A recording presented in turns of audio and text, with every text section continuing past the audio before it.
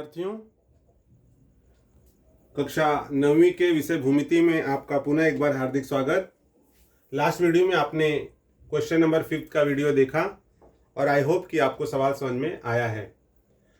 ये जो मैं आपको अगला क्वेश्चन करवा रहा हूँ, क्वेश्चन नंबर 6, यह बहुत ही इम्पोर्टेंट प्रश्न है और पिछले कई एग्ज़ाम में 9th स्टैंडर्ड के सेमेस्टर हो या एनुअल एग्ज़ाम हो, उन सभी परीक्षाओं में यह प्रश्न पूछा गया है और मे भी जब भी पेपर होते हैं उसमें आपको यह क्वेश्चन निश्चित ही पूछा जाएगा। तो आप बहुत ही ध्यानपूर्वक देखिए कि क्या प्रश्न दिया हुआ है और कैसे उसका हल निकलेगा। आइए शुरू करते हैं हल करना।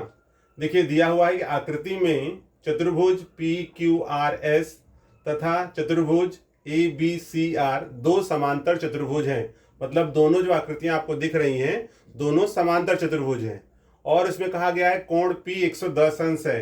तो ये जो आपको कोण दिया गया है ये 110 अंश है। तो चतुर्भुज ABCR के सभी कोणों के माप ज्ञात करो। तो आपको यहाँ पर ABCR, ये जो आपको एक चतुर्भुज दिख रहा है, इसके चारों कोणों के माप ज्ञात करने हैं।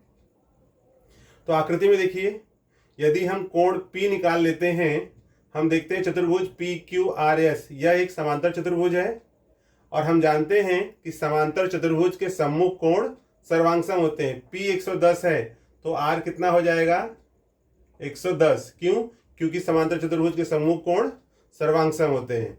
दूसरा है, यदि हम R और S लेते हैं तो ये क्रमिक कोण है और क्रमिक कोणों का जो योगफल होता है वो 180 अंश होता है। तो यहाँ पर 180 में से 110 माइनस हो जाएगा तो ये हो जाएगा 70।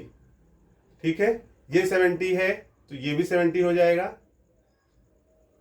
इसी प्रकार से जब हमें 110 यहाँ मिला है तो ये 70 हो जाएगा, A 70 हो गया और फिर जब A 70 है तो C 70 हो जाएगा, R 110 है तो B भी 110 हो जाएगा। तो इस प्रकार से विद्यार्थियों इस प्रश्न को हम हल कर सकते हैं। चलिए शुरू करते हैं, कैसे हल करना है। देखिए, चतुर्भुज PQRS एक समांतर चतुर्भुज है। ओके, तथा कोण P दिया हुआ है 110 अंश। ये हो गया दत्त गिवन। ओके, यहाँ पर हम लिखेंगे कि कोण SPQ इक्वल्स टू कोण SRQ इक्वल्स टू 110। देयरफॉर, इसलिए अब देखिए यहाँ पर SPQ ये 110 है तो SRQ या QRS ये भी 110 हो जाएगा। तो यहाँ पर हो गया कोण SRQ इज इक्वल्स टू 110 या SRQ को, चूंकि हमें ABCR के अंदर लेना है तो हम इसको ARC भी लिख सकते हैं। कोण ARC यहाँ पर हो जाएगा 110। ठीक है, SRQ को हम ARC भी लिख सकते हैं। ठीक है, ये एक हमें मिल गया।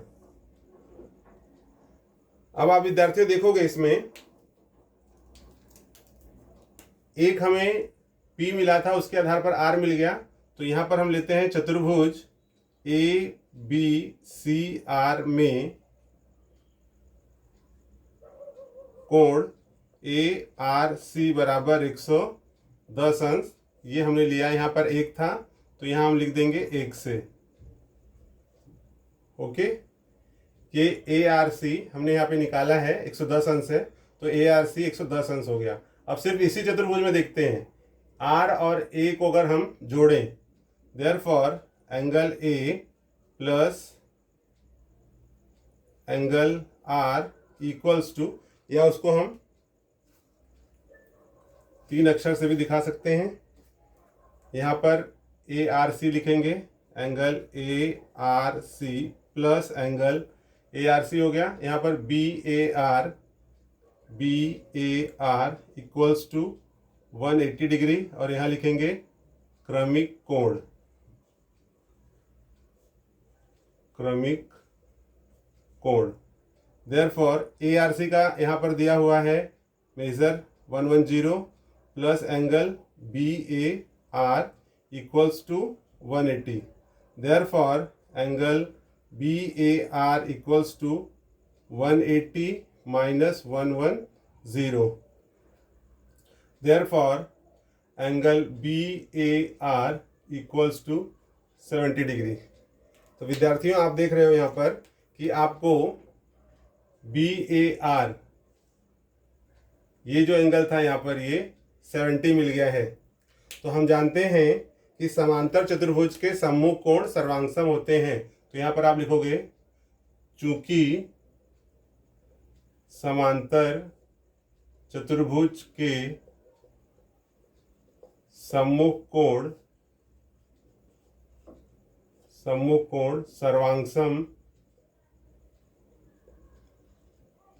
सर्वांगसम होते हैं,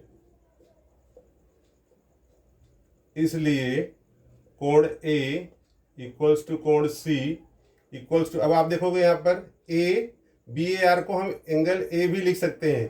तो A और C बराबर हैं। तो यहाँ पर आप देखोगे A का मान कितना आया है 70। ओके, इसको आप यहाँ दे दोगे ये 2, तो यहाँ लिखोगे आप 2 से। ओके, तथा angle B equals to angle R equals to 110। B और R कहाँ पर है? तो आप देखोगे R दिया है 110, ठीक है। तो R 110 है, R यहाँ पर है, तो जो R का वैल्यू होगा वही B का होगा। तो यहाँ पर हो जाएगा कि 1 से, यहाँ हम लिखेंगे 1 से। Therefore angle A equals to 70 degree, angle C equals to 70 degree, angle B equals to 110 and angle R equals to 110। इस प्रकार से विद्यार्थियों जो प्रश्न दिया गया था उसका हल हमें यहाँ पर प्राप्त होता है। ये चारों के आंसर हो गए। कहा गया था इसमें ABCR के सभी कोणों के माप ज्ञात करो। तो ABCR जो कोण आपको जो चतुर्भुज दिया गया है उसके माप क्रमशः हैं। A का मान है 70 अंश, C का 70 अंश, B का 110 अंश और R का 110 अंश। इस प्रकार से विद्यार्थियों हमें इस प्रश्न का जो उत्तर है वो प्राप्त होता है। आई होप आपको सवाल समझ में आया है। यदि आपको सवाल समझ में आया है तो इसे शेयर करना न भूलें और साथ में चैनल को सब्सक्राइब करें और बेल आइकन जरूर प्रेस करें, जिससे आपको नए सवालों के जो नोटिफिकेशन है वो प्राप्त होते रहे।